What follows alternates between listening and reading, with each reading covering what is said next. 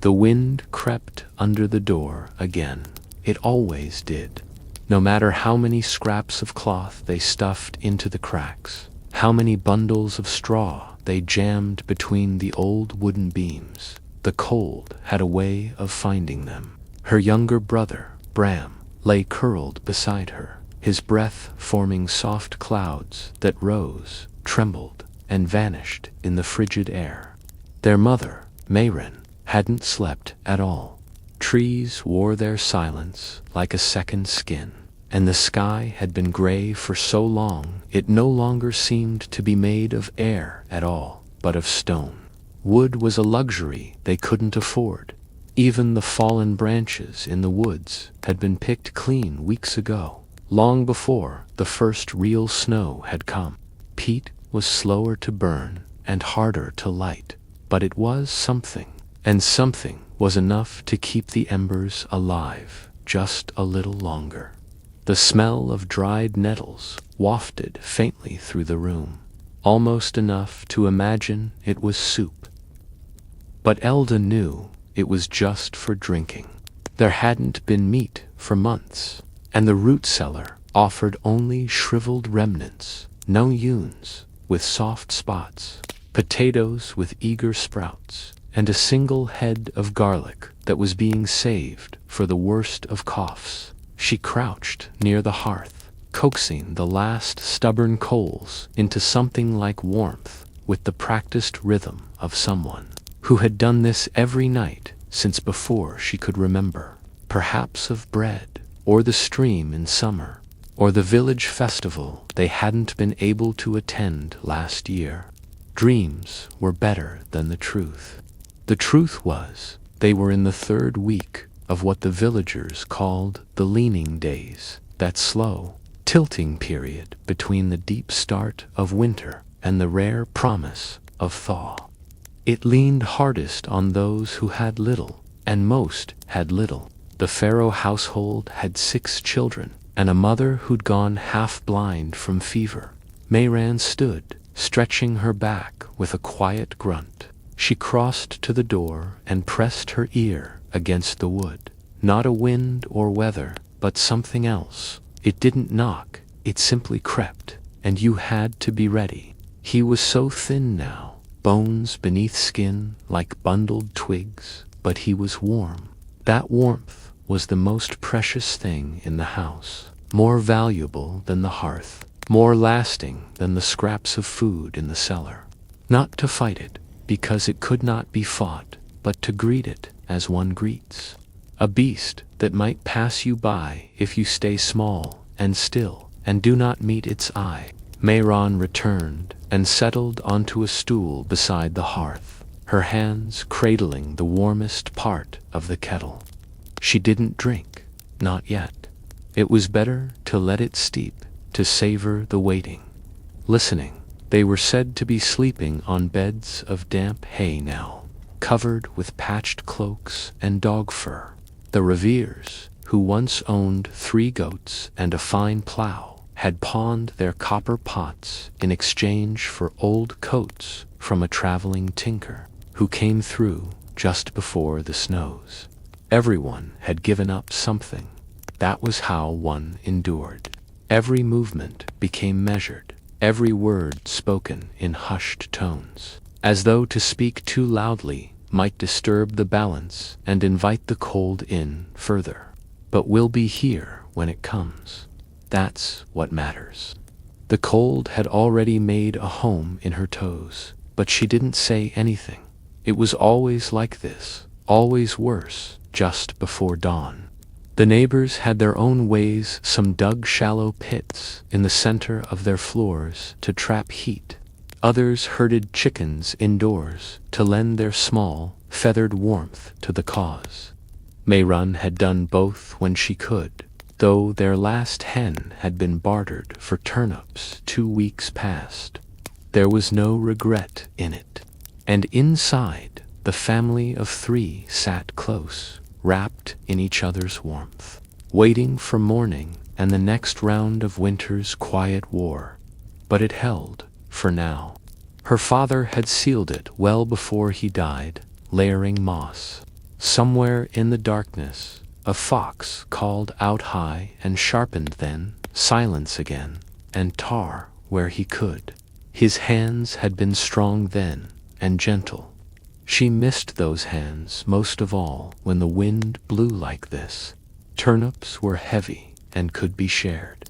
Hens stopped laying after the frost. It whispered in quiet and bold, curling under the hem of every tunic and settling into the bones like a secret only the winter knew.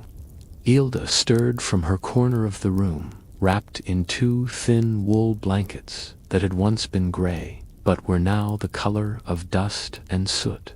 The hut was not large. It had never needed to be. A single room, half earth and half timber, with a thatched roof that groaned each time the wind tested it.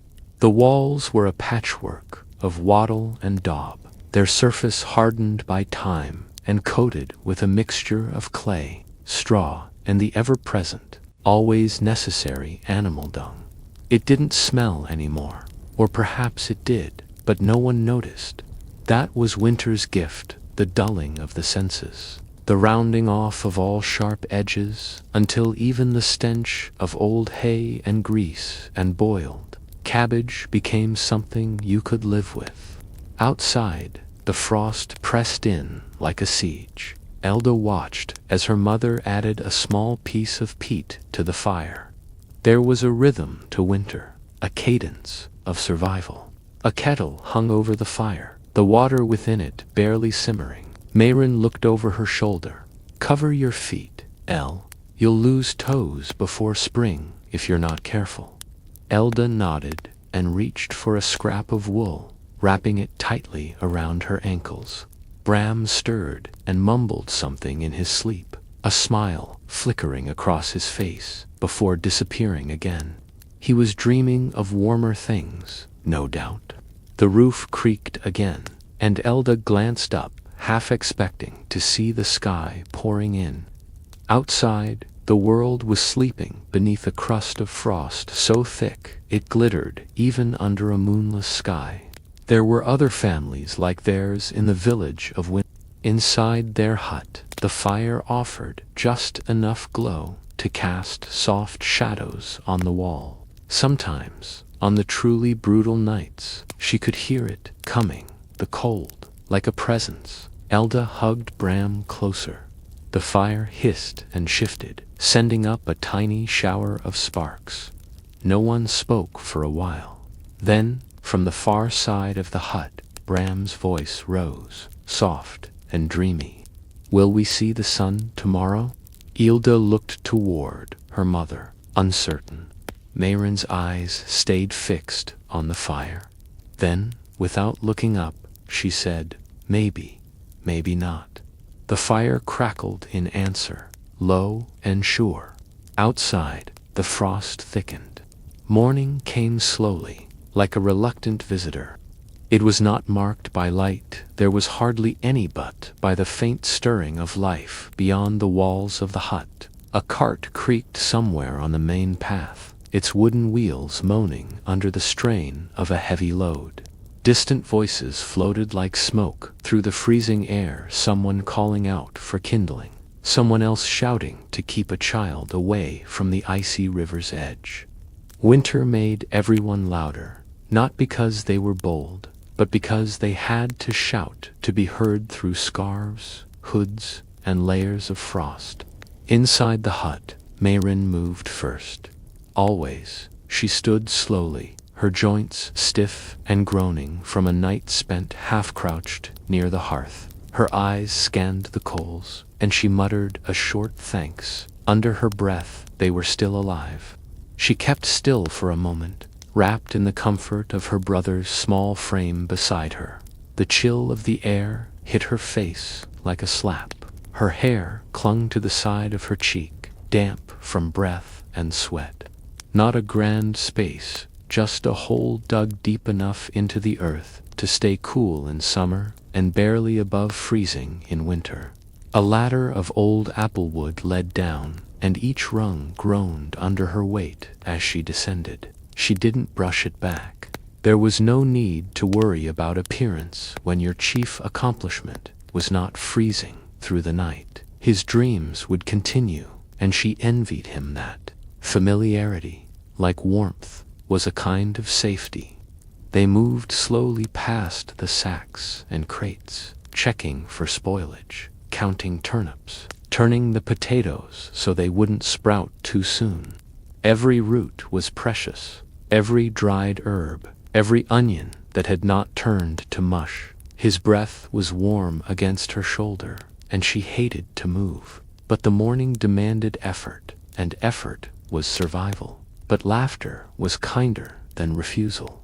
"I'll ask," she said, not glowing exactly, but not dead, enough to start again. The village was a cluster of huts like theirs, strung together by paths of trampled snow and streaks of soot. His breath steamed as he spoke. "You come to trade, Elda." Smoke curled from most chimneys, thin and gray, a sign that life still flickered inside. "Ma, it's Elda of Winlow. She's brought nettle." She took the bellows and pressed gently, coaxing life back into the ashes with a tenderness usually reserved for children and bread dough. She walked quickly, head down, passing the Pharaoh house, where a girl about her age was hauling a bucket of slush from the door. Marta took it, sniffed, and gave a nod. They exchanged a silent nod, too cold for greetings, and moved on. Elda woke with a shiver, her feet sore and numb, but not much. "We've mouths to feed, too.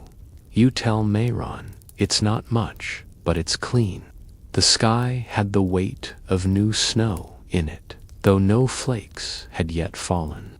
She sat up slowly, wrapping the blanket tighter around herself. She waited as Marta went inside and returned with a tightly packed handful of chopped, salted cabbage wrapped in waxed bark. Bram stirred and looked up at her with sleepy eyes. "Is it still winter?" Elda smiled faintly. "Of course." He nodded, as if that were the answer he expected, then curled back into the warmth of the blanket. A few minutes later, the kettle warmed again. The nettle water had taken on a richer color, and Mayron poured it into 3 wooden cups. He had made a game of it, pretending the lines were roads, and the bits of bark were travelers going from village to village. The warmth of it settled into their bellies like a blessing. Bram licked the bowl and grinned, teeth shining in the firelight. Sometimes he added little dots to mark wolves or robbers. They drank in silence, huddled together near the hearth. It wasn't about taste. The warmth alone was worth everything. But in firelight, in breaths taken together, in the steam that rose from a bowl of something hot and barely nourishing, this was how they endured, not with strength or fury, but with quiet, deliberate care. With shared silence, with thin blankets, and the soft exhale of someone you loved beside you. Afterward, Mayron stood and began the day's first chore, checking the stores. A small wooden trapdoor near the edge of the hut led down to their cellar. Mayron stayed up, feeding it slowly, keeping it alive with scraps and breath. She stared into the flames, eyes unfocused, as though remembering something from long ago, a winter colder than this, perhaps, or maybe warmer. It was hard to tell anymore. Elda followed, careful and quiet. The cellar was dim, its walls damp and flecked with mold, but familiar. Mayron pointed at a jar on the lowest shelf. "We'll use the last of the cabbage today. It won't hold another week." Elda nodded. "Should I trade for more?" "Only if the Reveres still have any saya, and only if they'll take nettle in return." Elda hesitated. Nettle was useful, but not valuable. The Reveres might laugh. They climbed back up. The cold greeted them again like a stubborn ghost. Later that day, Ilda pulled on her thickest cloak brown wool. and so coarse it scratched the skin and ventured out. The wind bit at her nose and turned her fingertips red despite her gloves, which were stitched from rabbit skin and old linen. At the Revere's hut, she knocked softly. The door creaked open, revealing Aldred Revere, a gaunt boy with sharp shoulders and sunken eyes. She nodded. "Cabbage, if you have any left. I've got dried nettle, good for tea and chest tightness." Aldred turned, his voice carrying inside. A moment passed before a figure emerged behind him. Marta Revere, wrapped in 3 shawls and a heavy apron, looked older than her years. "Dried nettle, is it? Let me see." Elda pulled a small bundle from her pouch, wrapped in a scrap of cloth. "You'll have a bit of cabbage," she said.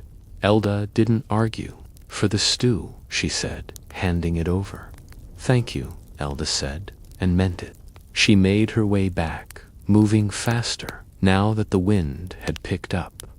Back in the hut, Bram sat by the hearth, drawing lines in the dirt with a burnt stick. "Did you get it?" he asked when she returned. Elda held up the package. "Not much, but enough." That evening, the 3 of them shared a thin stew made of water, onion ends, a single potato, and the cabbage. "Tomorrow," he said, "I'll catch a rabbit." Elda laughed softly. "If it doesn't catch you first." They slept close again that night, the fire burning low but steady. In the small space they called home, life was measured not in days and beyond the walls. The wind howled again, persistent as ever, but inside the embers glowed. 3 days passed and the snow arrived, not with a storm's fury but a creeping certainty. It began as dust in the air, floating flakes that barely touched the ground before melting, then gathered confidence through the dusk until morning revealed a village muffled in white. She felt it in her fingers, her toes, the back of her teeth. Her skin remembered warmth like a dream already fading. The roofs sagged beneath the weight, the trees bowed like old men with tired spines, and the paths vanished beneath an even layer of silence. She stared at them for a moment, unmoving, then reached into the kindling basket and found it nearly empty. Elda rose first this time. Her breath clouded the air as she stood and pulled her cloak close. The fire had gone out in the night. One without blame, only the recognition that this day would begin with more labor than usual. She crossed to the hearth and crouched. The coals were cold dead. The ashes were dry and pale. But she pushed forward through it, her boots crunching softly, the only sound in the world. The village had become unrecognizable beneath the blanket of white. Where there had once been paths, there were now only dips and hollows, guessed at through memory and instinct. His hands were full of twigs and pine cones. When Mayran stirred moments later, she said nothing, only gave her daughter a knowing look. Chopping was forbidden both by the Reeve and by necessity. Trees were too few, but windfall was fair game. Ilda nodded, already wrapping a cloth around her hair. "I'll go," she said. Moran handed her the flint and steel without a word. Outside, the snow met her like a wall. It clung to her eyelashes, froze her breath in place. She made her way toward the edge of the village, to the grove of ash and birch where families often gathered fallen limbs. At the edge of the trees, she paused, brushing snow from her shoulders. All was still. She crouched and began gathering what little she could find: small sticks, splinters, curls of bark. A rooster crowed somewhere with the voice of a creature too cold to be proud of anything.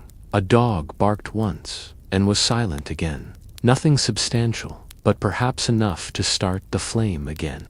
The hearth was ready. Elda handed over the bundle. Together, they set the fire. As she worked, A voice broke the silence.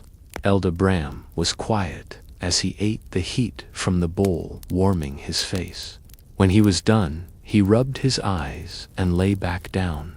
They leaned in, hands outstretched, and slowly, warmth returned to the space, like a forgotten friend. She turned. Tomlin stood there, tall and gangly, with red cheeks and a scarf that wrapped twice around his neck and still left his ears bare.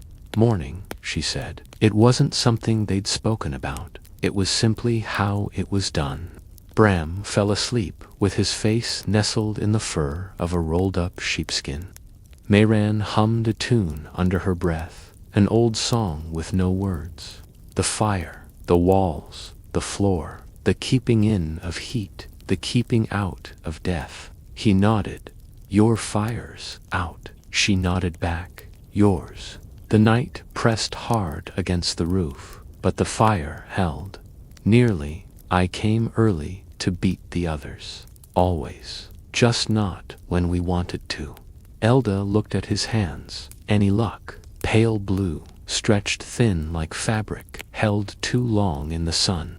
The snow had stopped. Her breath left clouds behind her. Her fingers tingled. Elda cleaned the hearth. Mayron sewed patches into Bram's cloak, and Bram drew again in the dirt.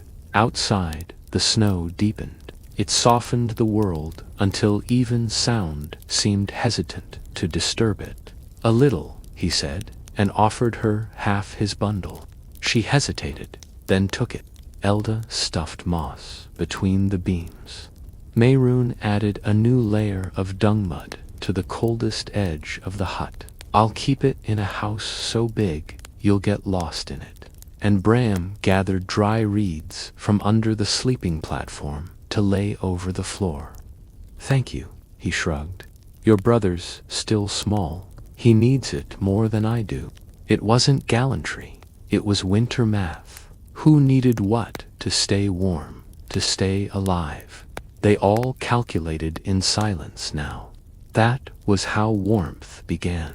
Not with flame, but with the mind choosing not to give in. They returned together, heads bent, boots crunching. The village had begun to stir. Smoke curled from new fires. Inside the hut, Myron had already cleared the ashes. Flint, steel, sparks, bark, breath, again and again. Then, at last, smoke, a flicker, a flame. It caught. It spread. It danced. Later that morning, they boiled what was left of the root mash from the cellar and shared it with a sprinkle of salt. Will the snow ever stop? He asked. Myron stirred the kettle. They stayed indoors most of that day. By evening, the wind picked up, dragging icy spears through every gap in the walls. They worked like this, often 3 parts of a single rhythm, slow but steady. That night, the fire was stronger. They all curled near it, pressed close. Elda looked at her. Did Da sing that? Mayran nodded. When you were small, you'd scream all through the night. That song would hush you, sometimes. Hilda smiled faintly. I don't remember. You weren't meant to. It's the forgetting that keeps you alive. They drifted off in turns. Always someone half awake. Always someone listening for the shift of wind or crack of ice. In the morning, the sky was clearer. Elda stepped outside, blinking into the brightness. The world glittered like a dream, beautiful in its silence, terrible in its cost. Tracks in the snow led down toward the creek. Small, many-toed. She followed them for a moment. Not far, just far enough to feel the air, the hush, the depth of it all. When she returned, Bram was feeding bark chips to the fire with ceremony, pretending they were logs of king's wood. Someday, he said, I'll have a fire that never dies. Elda grinned. And will it have walls that keep out the cold? No, he said. It won't need them. The fire will do all the work. She laughed. not because it was foolish, but because it was a kind of magic, the imagining. And so, the third week of the cold moved on, slow as breath, heavy as frost. The days that followed were strangely bright. The snow glowed under the sun like sifted flowers spread across the fields, and the trees, though bare, stood tall and silver with frost. It was a deceptive beauty one that offered no warmth, only the illusion of it. Villagers said this was the false mercy of midwinter, a trick the cold played to make your guard falter before it struck harder than before. Inside their hut, the fire lived on. They fed it with discipline. No twig was wasted, no scrap burned too fast. Mayron kept the embers steady, while Elda learned to coax longer flames from lesser fuel. Bram stayed close to the hearth and told stories to the fire as though it were a small, fierce pet that needed attention to keep from sulking out. One morning, word came from across the village. Old Fennel had passed in the night. No one was surprised. He had been alone since his wife died 3 winters ago, and he had long stopped walking to the common well. His fire had failed, they said. When the neighbors came to check, they found the hearth cold and his fingers curled like twigs. Did anyone take his goats? Bram asked over breakfast, tearing a piece of stale barley bread into crumbs. A low fire burned in a clay pit, its heat wasted in the open air, but symbolic a gesture of farewell more than comfort. It moved without sound, pausing by Bram's sleeping form, reaching down. Mayrin was awake, sitting by the fire. No goats, Mayrin said softly. They died with him last frost. Then why do people care? Not for ours.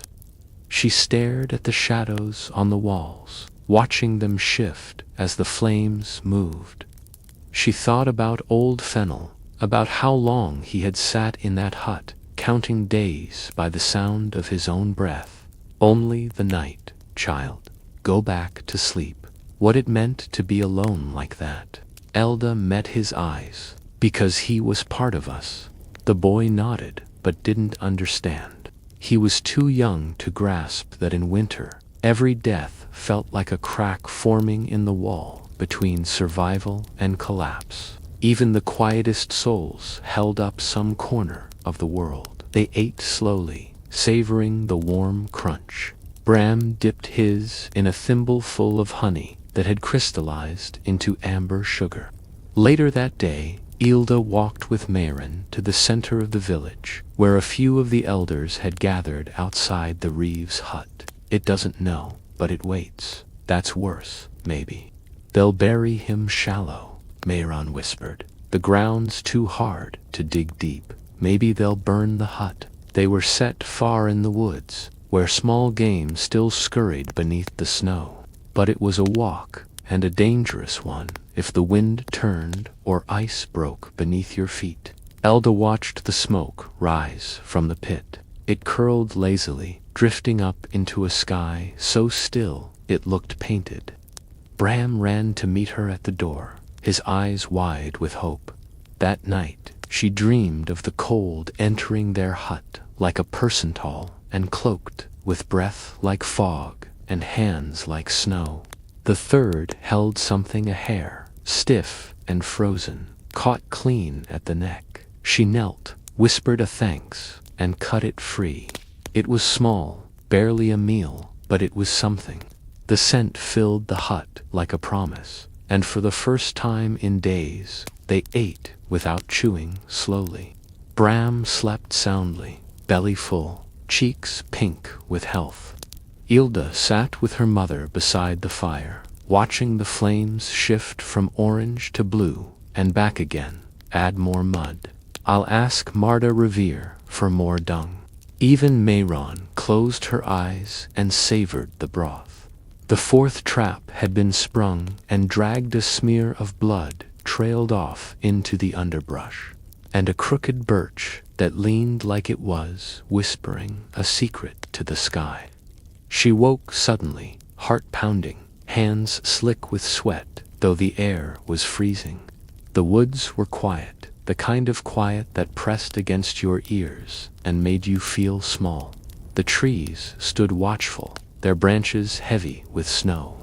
Elda looked over at her. "Did you hear anything?" The woman shook her head slowly, but she didn't. The next morning, she asked Mayron, "Do you ever feel like it watches us?" Mayron paused with her hand in the flour bag. "What?" "The cold," Elda said. "Like it knows when we're weakest." Mayron dusted her palms. They made flat cakes with the last of the rye, crisp and chewy, cooked on a slate stone over the flame. "Tomorrow," Mayron said, "we'll check the traps." They hadn't spoken of the traps in weeks, Elda volunteered. "I'll go," Mayron didn't argue. At dawn, she wrapped herself in everything she owned: wool cloak, goat hide boots, mittens too big for her hands, set off with a small sack, a skin of water, and her father's old knife tucked into her belt.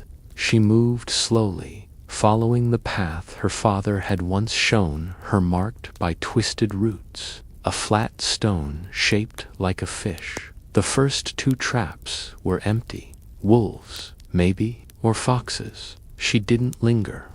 By the time she returned, her feet were numb and her cheeks burned from the wind. "Did you find anything?" She held up the sack. "One hair." His smile broke the cold like sunlight. They stewed the meat with onions and the last bit of dried thyme. That night, they added extra straw to their bedding. Mayran looked at her and said, "When the spring comes, we'll build the wall thicker." Elda nodded. "And maybe find moss. From the east grove, it's softer." The fire popped. Outside, snow fell again and lazy. The kind that meant more would come. But inside, they had eaten, they were warm, they were together. And in that narrow space between cold and dawn, between silence and breath, they endured. The hair sustained them for 2 days, stretched carefully with barley and wild herbs scraped from the bottom of a clay jar. Mayron used every part of it, the meat, the bones, even the liver, which she cooked separately. Elda noticed it first, not the absence of food, but the presence of something else, waiting. Winter was no longer just a condition. It was a presence that pressed against the walls like a second skin, testing them, weighing the days. She paused, heart heavy with the knowledge she did not want, and kept walking, and gave to Bram with a smile that said, "You're the strong one now." He ate it proudly, though he didn't like the taste. After the stew was gone, the hut felt quieter somehow, the fire a little dimmer, though it hadn't changed. She rose early and walked to the stream that had once run past the southern edge of the village. Now it was a narrow ribbon beneath glassy ice. She knelt beside it and chipped a hole with a sharp stone, collecting water in a pail lined with wool to keep it from freezing too quickly. Her reflection stared back older than she remembered, with lips cracked from wind and eyes that looked too long at darkness. As she returned to the hut, she passed old Ida's place. The door was ajar, not open wide, just cracked. No smoke rose from the chimney. Branches, heavy with ice, they collected what they could: dry twigs, pine needles, chunks of bark. Bram carried them proudly in a sling made from his blanket. Inside, Marin was crushing dry bark into powder to add to the flour. Elda placed the pail near the hearth and didn't speak of the door. The wind had found a new way in. She pressed the mixture deep into the gap and whispered a curse meant for the cold. A line of geese flew south, far too late in the season. Their formation wavered in the wind. It reminded Elda of summer in a strange, sad way, like remembering laughter in the middle of a funeral. They were past naming the losses now. Each one was another quiet subtraction from a world already frayed. She had no shoes, no coat, just walked and walked, all across the land. "We'll need more wood soon," Mayron said. "Or something like it," Elda nodded. "I'll take Bram to the river trees." The storm brought down a few limbs. Mayron glanced at her. "It's far." Elda sat close beside him, sewing a hole in his sleeve. Mayran stretched her legs, rubbing her calves where the ache never left anymore. She stared into it, wishing she could tuck the flame into her coat and carry it with her, the way the woman in the story did. Ice traced the edges of the beams like silver veins, but the fire belonged to the hut, and she belonged to the cold. She covered her mouth with her sleeve and waved off Elda's concern. "He needs to move. He's too pale." She imagined the woman barefoot, silent, her heart glowing like a coal in the dark. What would that feel like? To carry warmth inside you, untouched by the world? No one knows. Some say she walked right into spring.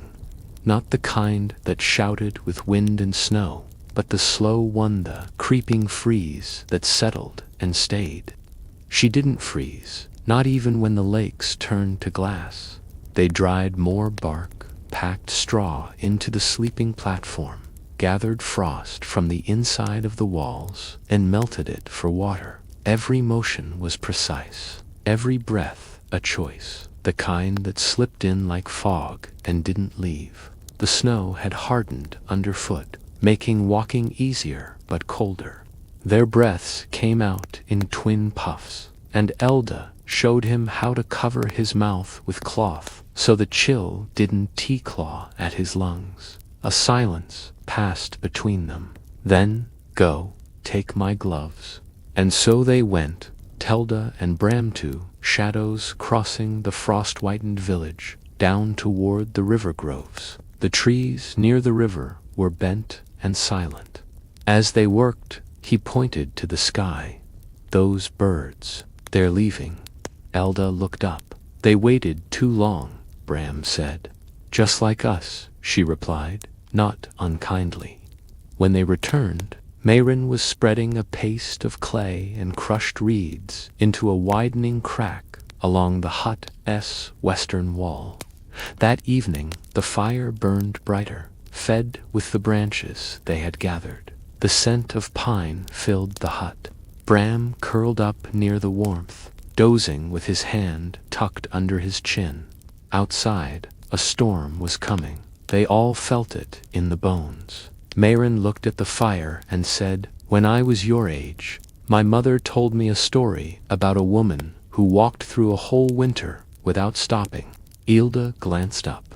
"Why?" "She was carrying fire in her chest," Mayron said. "A flame that wouldn't go out."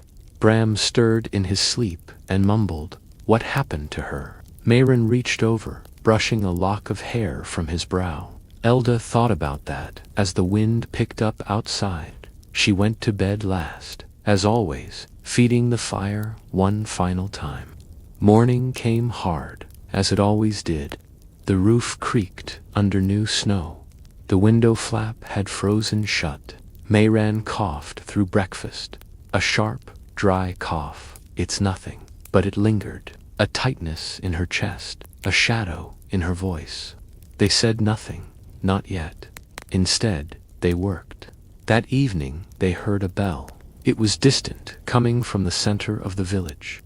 "Another one," Mayran whispered. The bell tolled twice. That meant child. The sound vanished quickly into the snow-heavy air. Bram didn't ask. He simply went to the hearth and fed the fire. When the night came, it came with no stars, only cold. They wrapped themselves tight, all three in a single heap. The fire burned low, but steady. "In the dark," Elda whispered, "we are walking too, aren't we?" Mayrin was quiet a long time. Then yes. Through it all, and still, outside, the wind waited. The cough didn't leave. By the third day, it had become a rhythm of its own, sharp in the morning, wet by night, echoing off the walls like a woodpecker tapping at the bones. Mayran tried to hide it at first. She brewed stronger tea from pine needles and willow bark, but Elda could smell the fear beneath the herbs. They grew glassy, distant. She spoke less. Her hands trembled slightly when she poured water.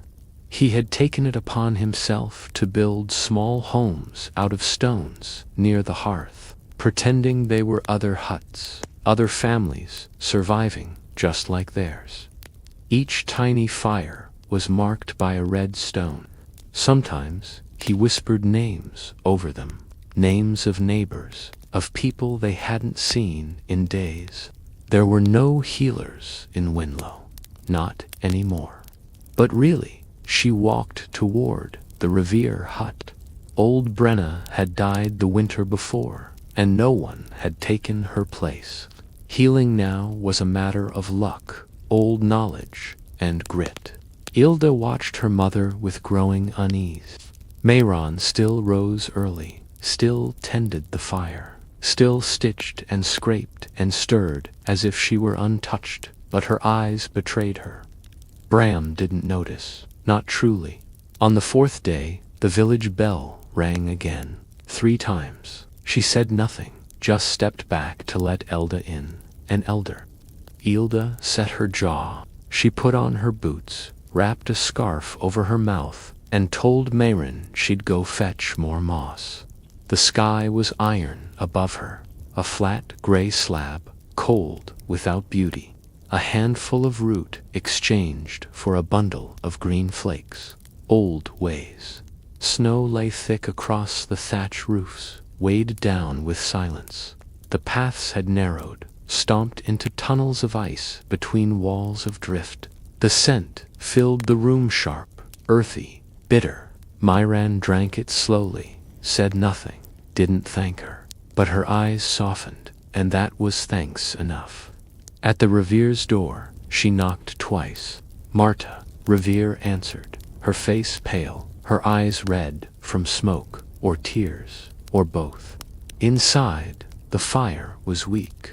Aldred sat beside it, mending a wooden spoon that had cracked. The room smelled of boiled turnip and old sweat. Elda stood for a moment. My mother's coughing. It's bad. With a sharpened branch, she tapped a hole through the ice and dropped her line. Elda held him close and whispered quiet nothings into his ear.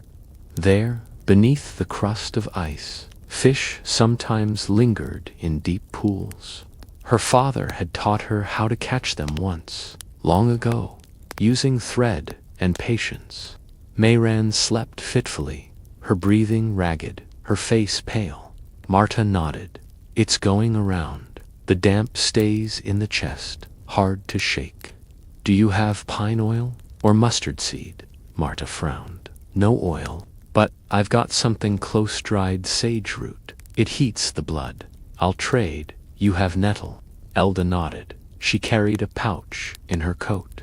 The trade was made without words. Bram was stoking the fire like a priest before a sacred rite. Before leaving, she asked the bell. Who was it for?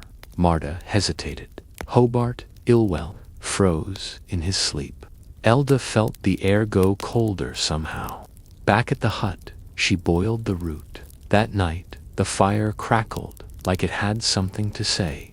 Bram was restless. He kicked in his sleep, mumbled about goats and ice. There, in the shadows, she saw movement. Elda stayed awake. She watched the flame and thought about Hobart Ilwell, about the huts with no smoke, about the tiny fires Bram made near the hearth. We'll walk into it, like the woman with the flame in her chest. At dawn, she made a decision. She dressed quickly, wrapped herself tight, and walked toward the stream again.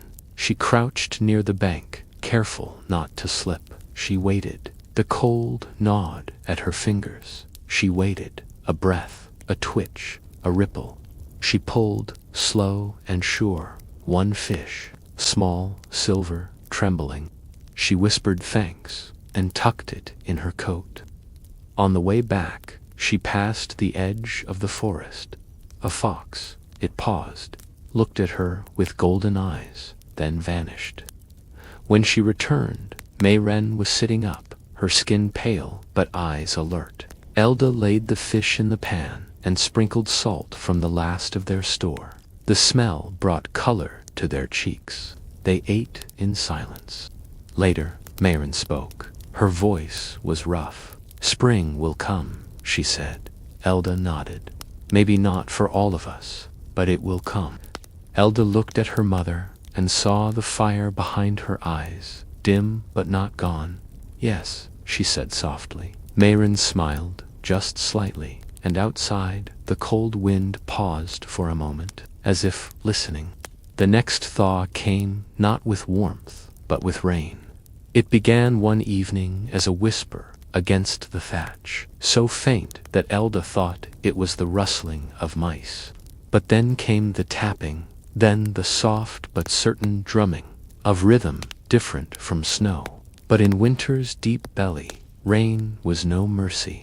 Beneath the surface, the ground was waking only slightly, and not kindly. She used a branch to knock ice from the roof's edge, and watched the brittle icicles fall like glass daggers to the stone path.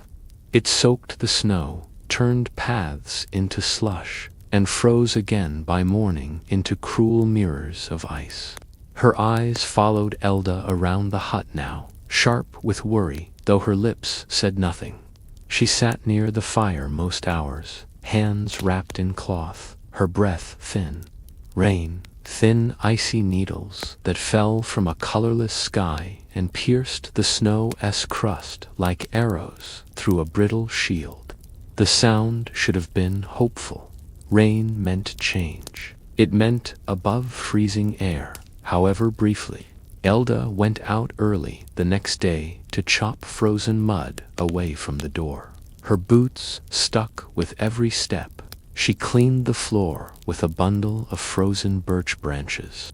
She fed the fire, even when her fingers screamed from cold and ash. And Bram, still small, tried to help in his own carrying water, fetching moss, tending to the little fire circles he built in the dirt like tiny altars. Inside, Mayron had grown quieter. She no longer coughed all night, but only because her strength had begun to ebb. Elda did not name it aloud. Neither did Bram. But there was a slowness to Mayron's movements that was hard to miss, a weariness that was not just from the season. So Elda took on more. She gathered ice to melt. That afternoon, there came a knock, a rare thing. No one knocked now, not in this cold. The warmth brought color to her lips again. She said nothing, but her shoulders lowered. Her breathing softened. Elda opened the door to find Tomlin, wrapped in 2 cloaks, his cheeks red with wind. "It tasted like something from before," he said. "My mother sent broth," he said, lifting a steaming clay pot. "We had chicken from a traveler who came through. They traded feathers and meat for furs." Elda stared at the pot, stunned. Real chicken, in the dead heart of winter. The glow was golden, dancing on the walls like shadows come alive. Outside, the rain had stopped, but the air still wept. Icicles clung to every beam. Snow was no longer fresh, was heavy, gray, dirty with ash. "Why us?" she asked quietly. Because she saw the smoke, said it looked thin. Elda took the pot with both hands, the warmth almost painful. "Tell her, thank you." Tomlin nodded, then hesitated. "My uncle's hut caved in last night, from the ice. They made it out, barely." Elda's throat tightened. "Is your uncle alive?" he said, "but not whole?" Then he turned and walked back into the gray. But from the way his hand didn't seem to respond. She wrapped his fingers in cloth and rubbed them until the color returned, ignoring the way his tears slid down silently. Inside, the broth steamed and filled the room with a scent that made Bram tear up. They poured it into 3 cups. Mayran drank slowly, as if afraid to use it all at once. Bram licked his cup clean and sat back with a contented sigh. She gave away their last bit of honey. The trade hurt, but it bought days. Before what? Elda asked. Before the cold, he answered. That night, they kept the fire high, fed by scavenged pine and a bundle of fire-start bark, gifted in a trade for a broken clay bowl. Elda stared at the fire. The village is shrinking. Myron looked at her. Yes, I saw 3 huts without smoke. They've gone. Elda swallowed. Will we? Myron didn't answer right away. Then we'll walk into spring, or through whatever comes next. It was an answer both comforting and brutal. The next morning, Bram's fingers were numb. Elda saw it when he dropped the ladle. Not from clumsiness. I'm fine, he said. I know, she replied, voice cracking. You're strong. I'm walking too, like the firewoman. Elda smiled through her worry. That day, she traded with the miller's widow for 2 chunks of smoked meats in Wombone, but rich with salt. The meat went into a stew with wild onion and ice root. Mayron ate slowly. Bram ate eagerly. Elda ate last, as always. And the fire, their 4th companion, burned steadily. Later, when sleep crept close, Mayran looked at her daughter. Her voice was a whisper. If I fall, you carry him. Elda's eyes filled. Don't swear it. She nodded. I swear. Don't stop walking, Mayran said. Not ever. And then she slept, her breath shallow but steady. Her fingers curled near the coals. Outside, frost rhymed the world. Inside, a promise had been made. It snowed again, not a storm, not a flurry, but a long, slow curtain of white that drifted through the days like ash from a dying fire. It came without wind or urgency, layering over the village in thin veils, as though the sky itself had grown weary of winter and decided to weep slowly instead of rage.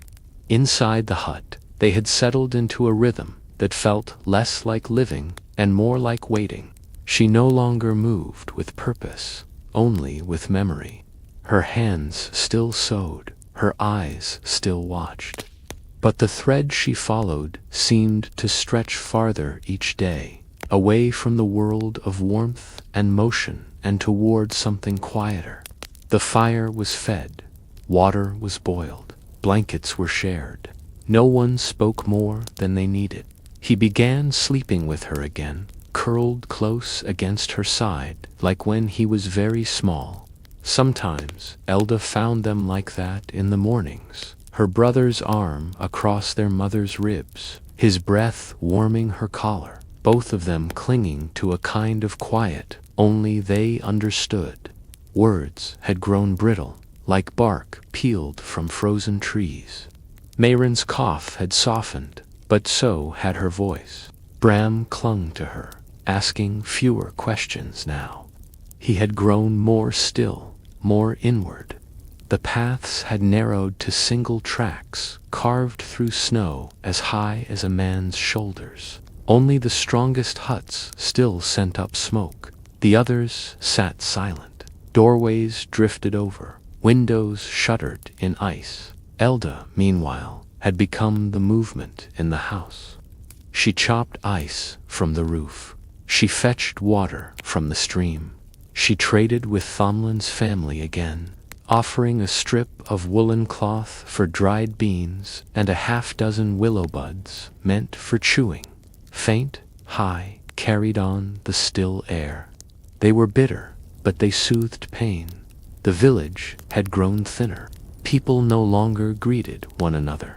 They simply nodded, if they looked up at all. And still, The fire at home burned, always, a stubborn, low glow that pulsed with life like a heartbeat. One evening, as the snow continued its soft descent, Elda heard a sound she hadn't heard in Wixabel.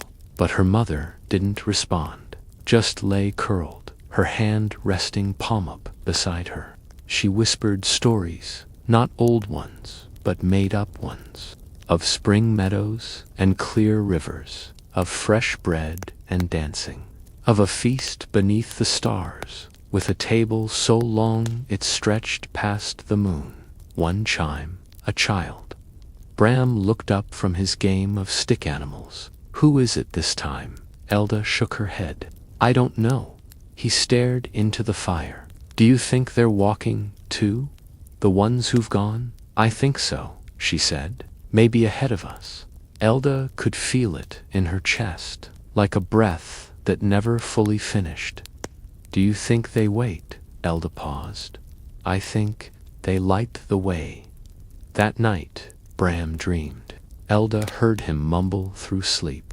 The Fire Lady has a red scarf now. It wraps the whole sky. She didn't wake him. In the morning, Marin didn't rise. She lay still, her eyes closed, her breathing shallow but present. Elda touched her cheek, was cool, not yet cold. A shepherd's song, low and soft, meant to keep sheep calm in fog. She sang it until her voice broke. Stars shimmered through the black like ice cracked under a torch. The world glowed blue and white, silent as bone, a flutter beneath her eyelids, a shift in her throat.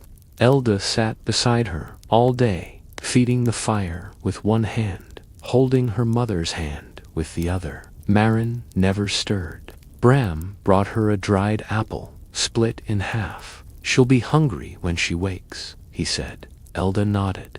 Yes, she will. They placed the apple on a cloth beside her pillow, a quiet hope. The next day was colder than any before. The wind had changed, no longer harsh, just deep, the kind of cold that felt older than time.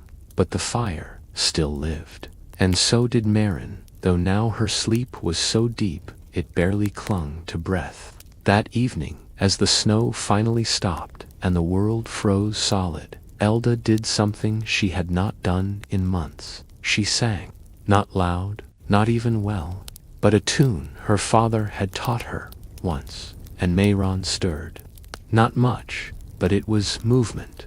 Hope, Elda smiled, though tears slipped quietly down her cheeks. Outside, the sky cleared for the first time in weeks. Inside the hut, the fire leaned toward the song like a listener.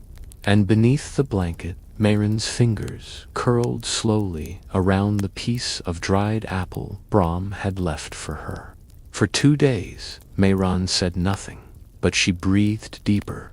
The apple remained untouched beside her, though her hand now lay near it, as if she remembered it from somewhere far away. Elda continued her quiet vigil by the hearth, never leaving for more than a few minutes.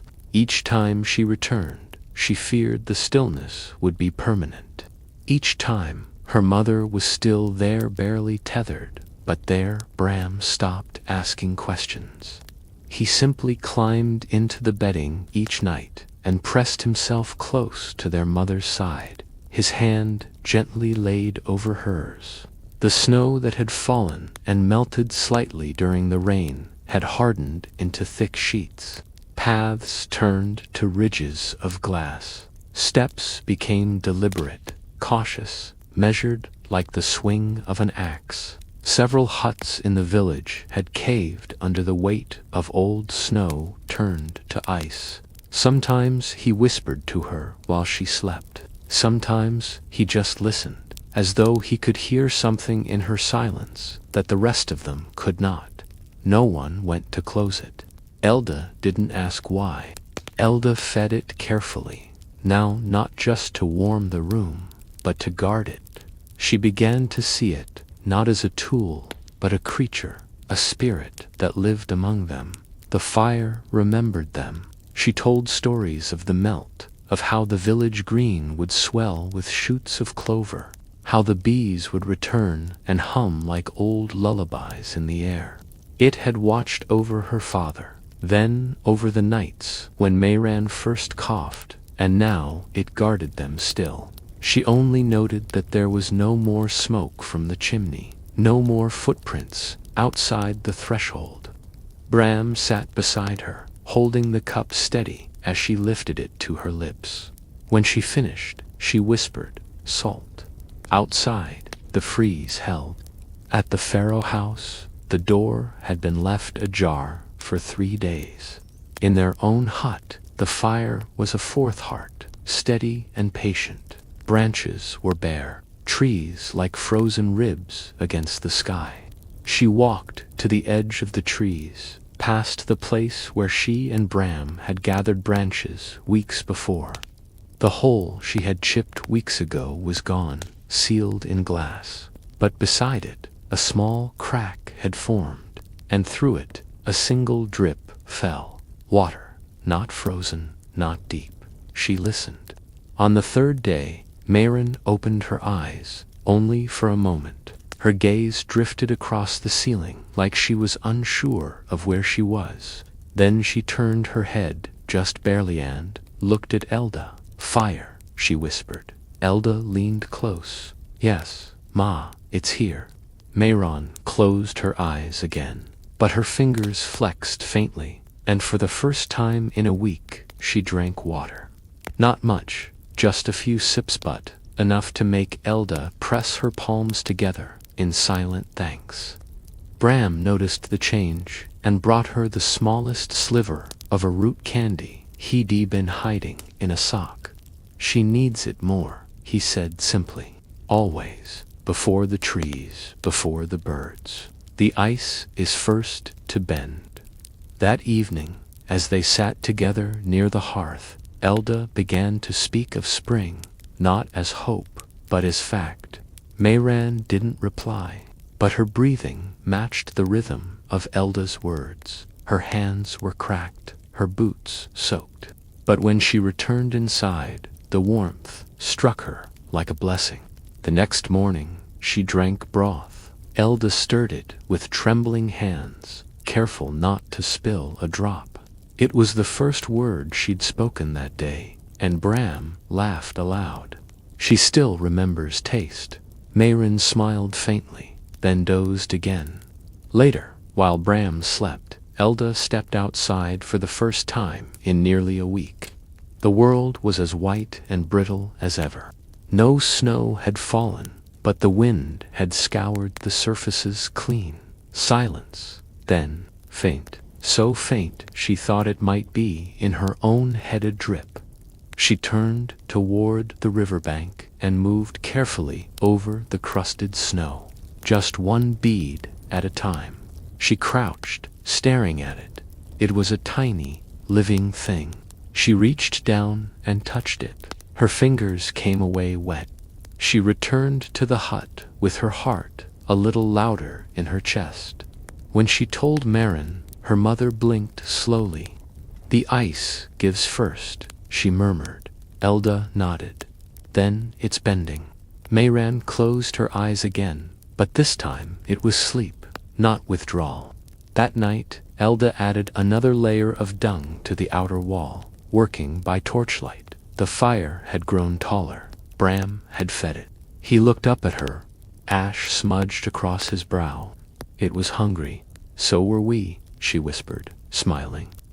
Together, they settled into the blankets, their breaths fogging in the air that was slowly beginning to lose its bite. And outside, beneath snow and silence, the ice continued to whisper its surrender. The ice continued its slow retreat, not in grand gestures or sudden thaws, but in signs, so small that only those who had endured the stillness could notice them. A shift in the wind that no longer cut as deeply, the way the snow no longer squeaked underfoot but sighed. Mayran's cough had become occasional, not constant. The shadows inside the hut were different, too slightly softer. a hint of gold in the afternoon light that had not been there the week before. Bram cheered softly, then ran to fill her cup with boiled snow water, offering it like an offering at an altar. "Said you're close now." "I dreamt of your father," she said. Elda stilled. "Was he?" "Well," Mayron nodded. "He was walking the river path, no coat, just smiling." Ilda blinked fast and nodded. "Then we are." Later that day, Ilda ventured further than she had in weeks. There were crates collapsed beneath their own weight, shelves green with decay, but also beneath a fallen Saka crate of turnips still firm. Past the grove, beyond the stream, toward the old root cellar once shared between several families. No love, where roots, seeds wait, roots hold. She crept down the frost-slick steps with a torch held low. Elda remained, staring into the fire beside her mother. Inside, it smelled of age and rot, but less than she feared, just enough. When she returned, Bram helped peel them, while Marin washed her hands for the first time in weeks with melted snow and dried sage. Just one a crow, ragged and loud, perched on the chimney and calling once before flying off. It was the best meal they'd had in months. "Do you think others are coming back?" Bram asked. The well was frozen still, but the bucket rope had unfrozen its, not no longer encased in ice. Marin nodded. "Some never left. Are we seeds?" Bram accepted this and went to bed. "What if the melt comes too fast?" she whispered. Marin's voice was soft but certain. "Then we build higher." The next morning, birds returned. Elda worked for hours, patching it with new straw and dung. Bram helped where he could, his hands red from cold and effort. "Not a flock, not even a song," Bram shouted. "He's telling the others." That afternoon, Elda visited the village square. Elda woke to darkness and silence, the kind of still that hums like panic. She hadn't been there in nearly a month. The snow had retreated slightly, showing cobblestones along the edge, glistening with melt.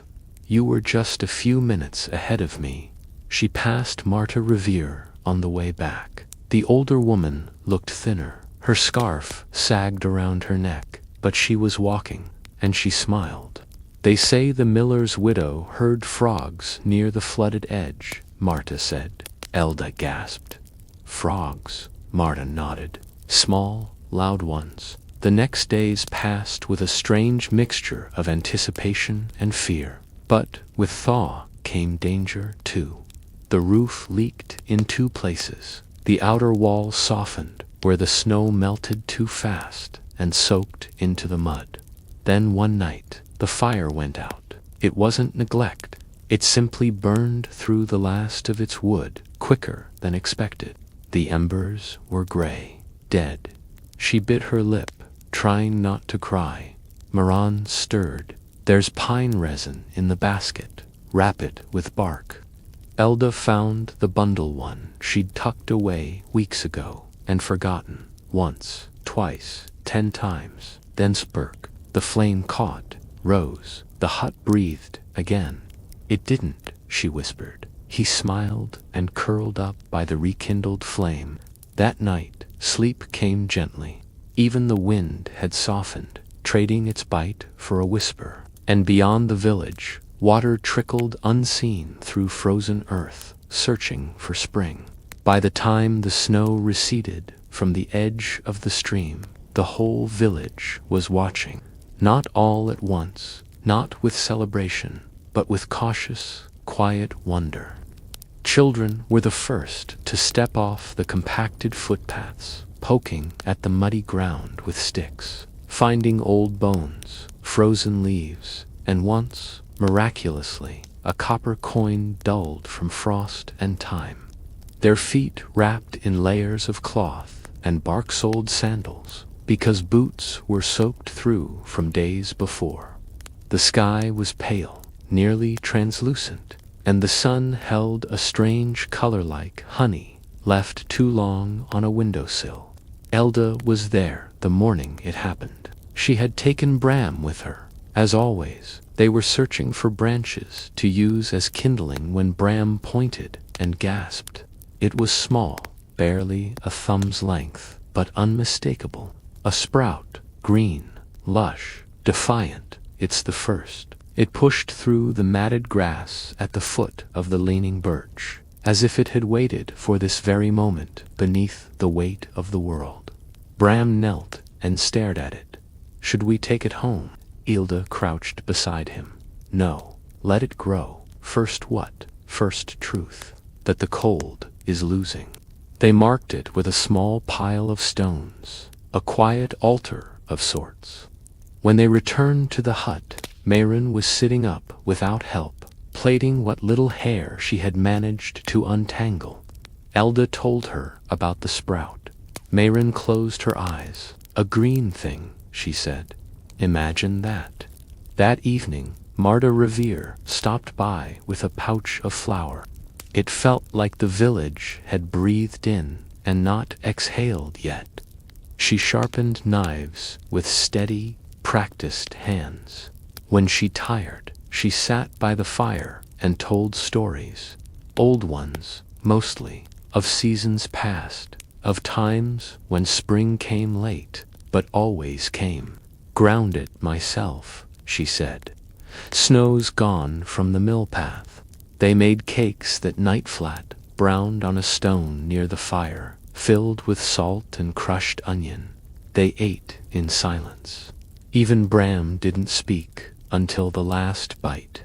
Tastes like summer, trying to remember itself, he whispered. The next days were full of motion.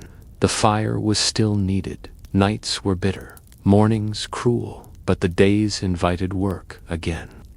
Ilda patched the roof where meltwater had carved channels. She cleared the hearth of months of ash and scattered it near the sprout.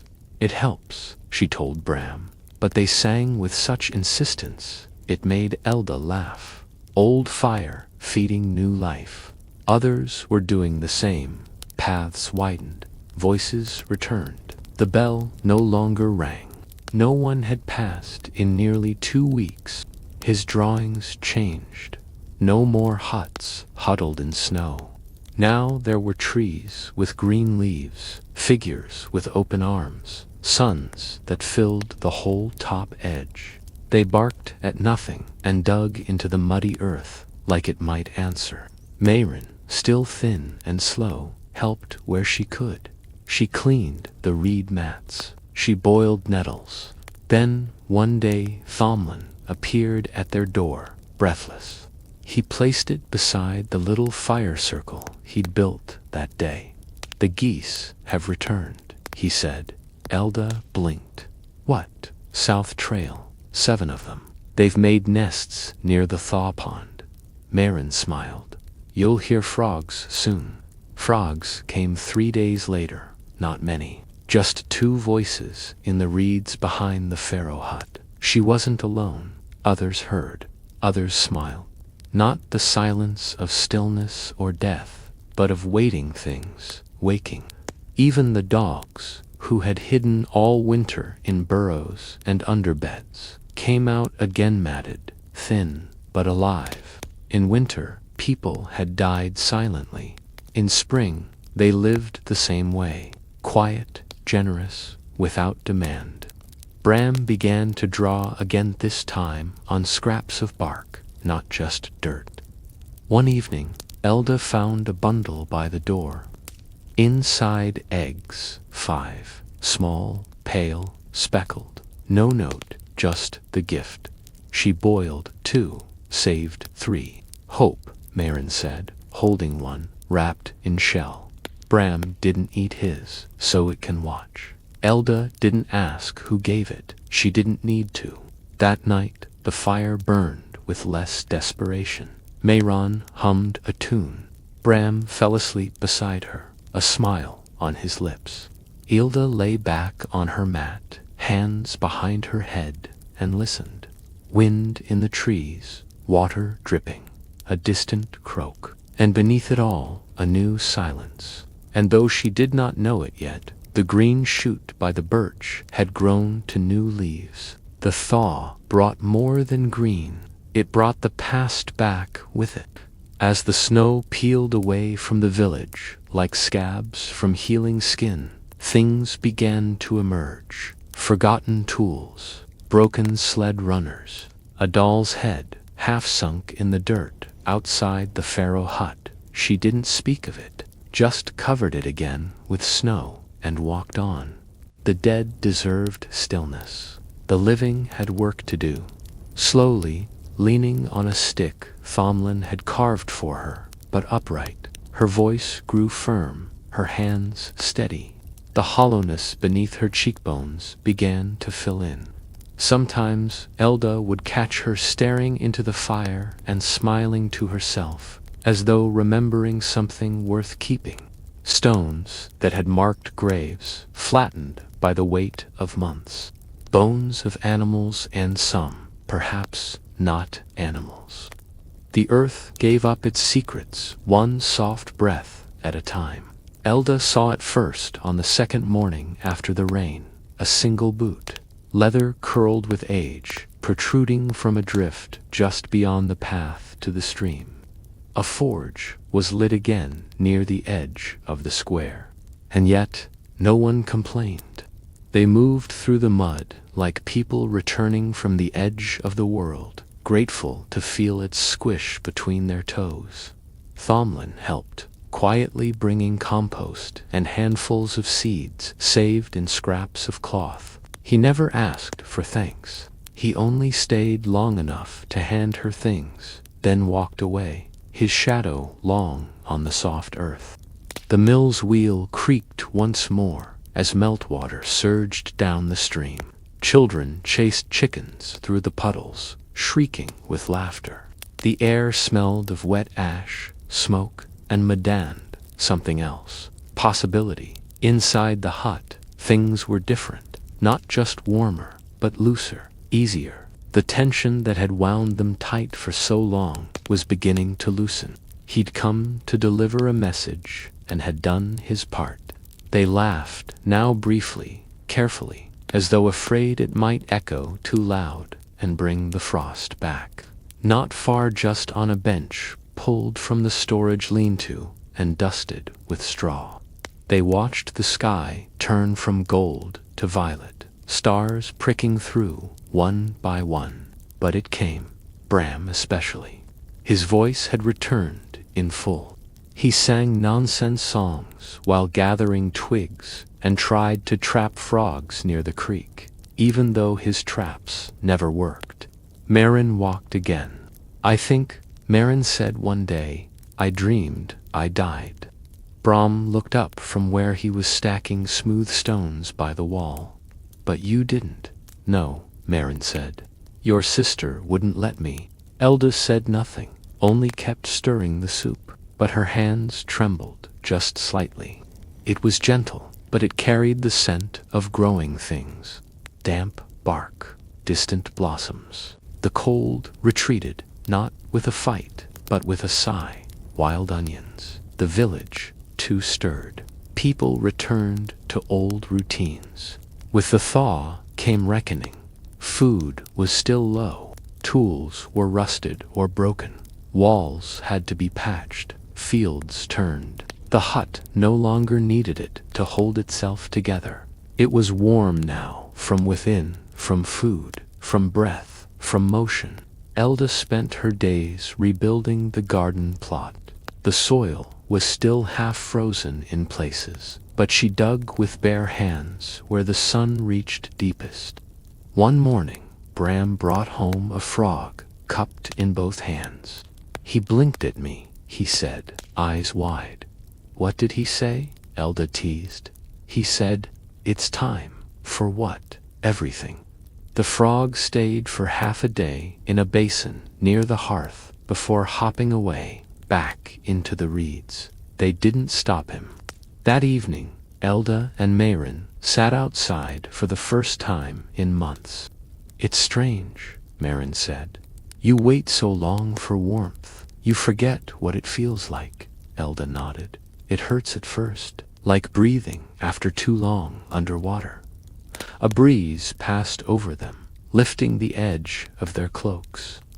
Bram ran past them, laughing, soaked to the knees from the stream, trailing ribbons of wet grass behind him. Is he ... different? Elda asked. Mayron watched him go. He walked through the dark and didn't forget how to be light. They stayed outside until the fire inside burned low. When they returned, Elda banked the coals, not out of desperation, but habit. She lay down and closed her eyes, listening to the rustle of frogs outside. Two Brams, slow breathing.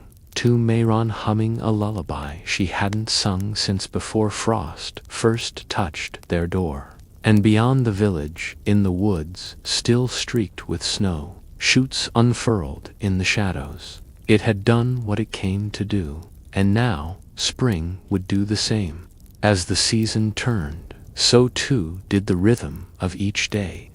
Where once the sun's rising brought only dread and the need to survive, now it brought choice. Elda found herself waking before the light, not out of fear, but readiness. There was always something to do now, but none of it bore the weight of desperation. She only stood by and watched, arms crossed, heart full. The mud floor of the hut had dried into hard-packed earth. The moss along the beams began to yellow in the warmth, no longer needed to keep the cold at bay. One morning, Mayran stepped into the yard unaided. No stick, no shoulder, just herself, slow, upright, stubborn. The square was half mud, half grass, ringed by houses that still bore scars of the long freeze. There was no ceremony, just faces, faces thinned but living, eyes sunken but bright. Elda didn't rush to help her. Mayron turned her face to the sun, closed her eyes. It's hotter than I remember, she said, with a wry smile. That S because Haven T stood in it, since Bram's boots still fit him, Elda answered.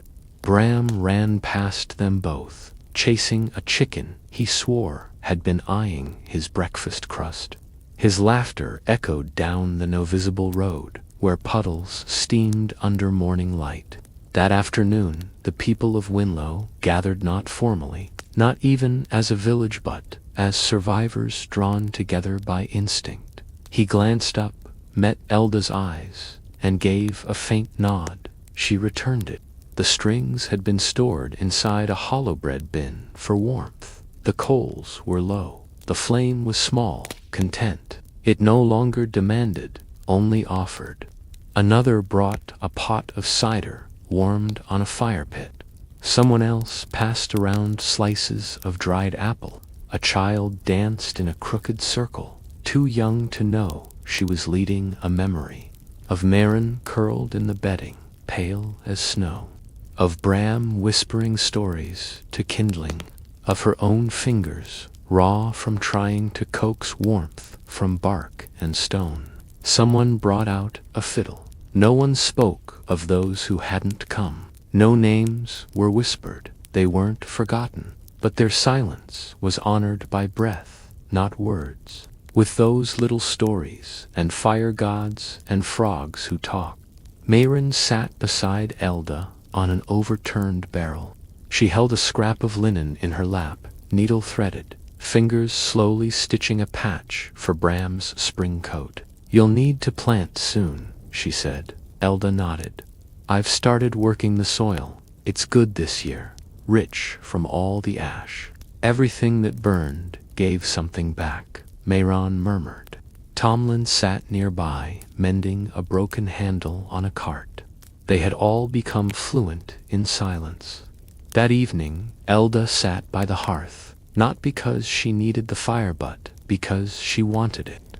Elda and Bram sowed barley first, then wild greens, then onion sets traded from a traveler's cart. Mayron oversaw it all from a stool under the eaves, mending clothes and offering advice. She stared into it and thought of the first night it had nearly gone out. "You remember what I said?" Mayron's voice came behind her. Elda didn't turn. "I remember everything about carrying him." She watched it catch and thought of everything they'd come through. The cold, the hunger, the silence. "I never had to."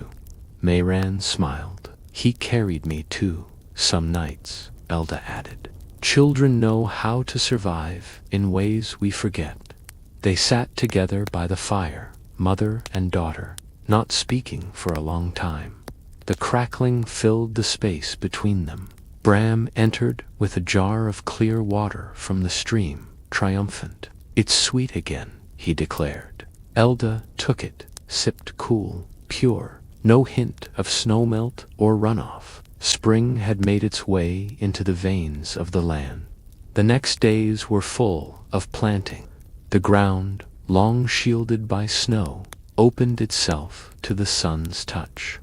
At night, they ate better barley cakes with nettle paste, early greens boiled with salt, dried fish rehydrated into soup. Bram began keeping a record on the wall, a mark for every new green thing they found. He called it the Fire's Garden. One evening, as they sat outside, a fox crept into the yard, lean amber-eyed, unafraid. Bram stood, silent. The fox stared at him, tail still, and then turned, trotting away. "He remembers me," Bram said, beaming. "He never forgot," Mayron said. The season no longer felt like something to endure, but something to hold.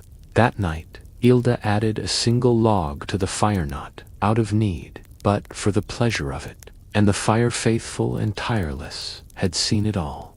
There are springs that arrive quietly, timid and reluctant, but by the world itself, birds trilling at first light, the stream humming as it rushed freely over stone, trees rustling with the promise of leaves too small yet to cast shadow. The village of Winlow, once pressed silent beneath the weight of snow, now breathed like a creature waking from a long sleep. The fire now burned only in the mornings and evenings, but this one came with song. "But ritual," she said one morning, as she wrapped a poultice for a villager's swollen ankle.